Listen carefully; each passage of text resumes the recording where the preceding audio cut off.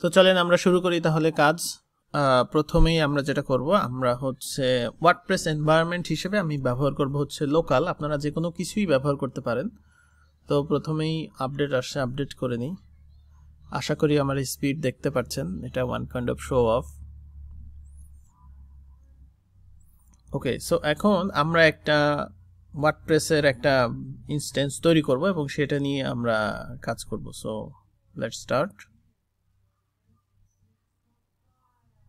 আর এই ভিডিওটা হবে হচ্ছে, মানে এই সিরিজটা টোটালি হবে হচ্ছে একটু অন্য ধাঁচের আর কি, মানে আচ্ছা কেমন ধাঁচের হয় সেটা পরে বোঝায় বলবো। সো আমরা এখন ইভেন্ট নামে একটা রেজিস্টার করলাম।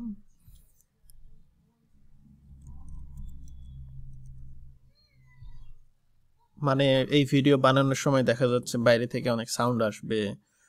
আমার মেয়েটা একটু বড় হয়েছে, 5 বছর বয়সে, দেখা যাচ্ছে বিভিন্ন সময় সাউন্ড করবে টিউটোরিয়ালের ভেতরেই।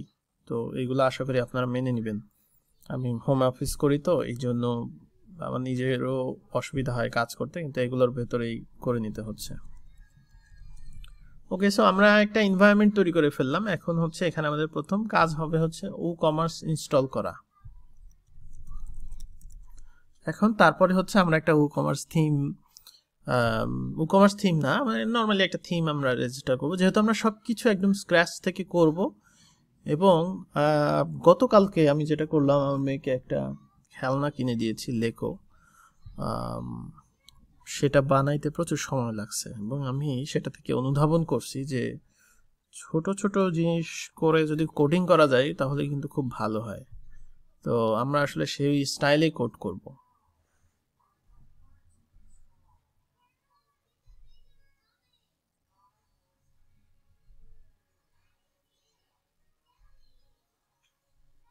ওকে, আমরা আসলে এগুলা কোনো কিছুই নিব না, skip this step.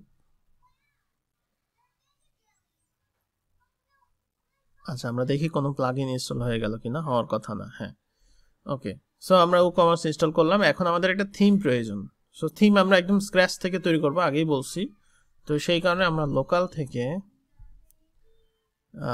View in, go to site folder, কই গেল? ওকে, সো আমরা এখন ওপেন করছি। এখানে পাবলিক wp কন্টেন্ট থিমস, এখানে নাম দিই, এই নামে একটা থিম তৈরি করলাম। আমরা জানি ওয়ার্ডপ্রেস থিমের দুইটা রিকোয়ারমেন্ট। আমরা এই ফোল্ডারটাকে টোটালি পিএইচপি স্ট্রমে ওপেন করে ফেলি।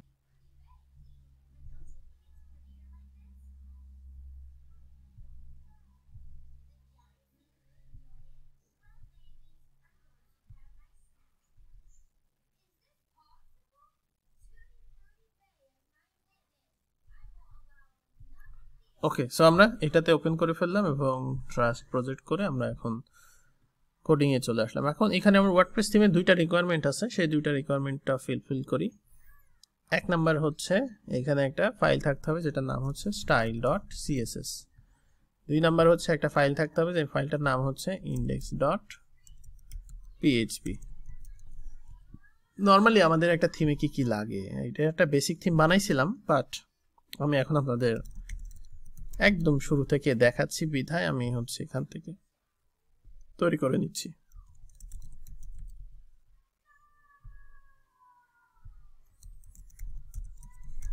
আমি একটা ফোল্ডার রাখতে চাই, যে ফোল্ডারটার নাম হবে হচ্ছে includes,